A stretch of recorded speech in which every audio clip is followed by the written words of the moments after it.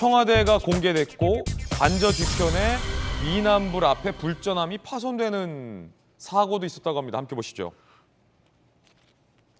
자, 이렇게 청와대 개방된 관저 뒤편에 있는 미남불 앞에 있는 불전함인데 요게 지금 파손이 됐다고 합니다.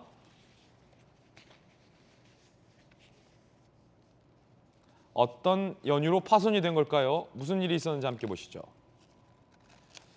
어제 50대 정 씨가 청와대 관저 뒷길 보물로 지정된 경주 방영대좌 석조열의 좌상 앞에 불전함을 넘어뜨려 옆에 있던 사기 그릇이 파손됐군요.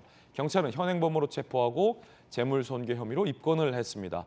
왜 도래에 불과한 물건에 대고 절을 하는지 이해할 수 없었다라고 경찰에서 진술을 했다고 하는데 글쎄요, 이게 어떤 의미인지는 잘 모르겠습니다. 박성호 변호사님, 어떤 사건입니까?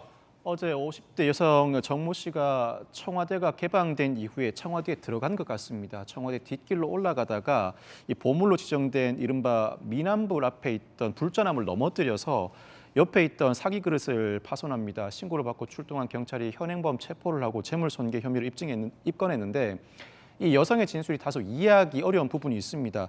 그 사고 경위에 대해서 왜 돌에 불과한 물건에 대해 절을 하는지 이해할 수 없었다는 의미입니다. 자신이 이해할 수 없는 대상에 대해서 일부 손괴 범행을 가한 것입니다.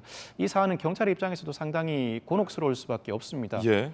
중대한 사안 같아 보입니다만 파손된 물건 자체가 그렇게 재산적 가치가 높지는 않습니다. 물론 국가적 가치가 높은 물건을 손괴할 경우에는 양형 기준상으로도 형량이 높지만 그 대상에 해당하지 않아 보입니다. 따라서 현행범 체포를 했다고 하더라도 높은 형이 부과될 만한 사안 같지는 않습니다. 그렇지만 향후에도 또 유사한 사례가 반복된다면 그때는 사소한 범행이라고 하더라도 반복된 범행이라는 점에서 중형 선고가 충분히 가능합니다. 그렇군요.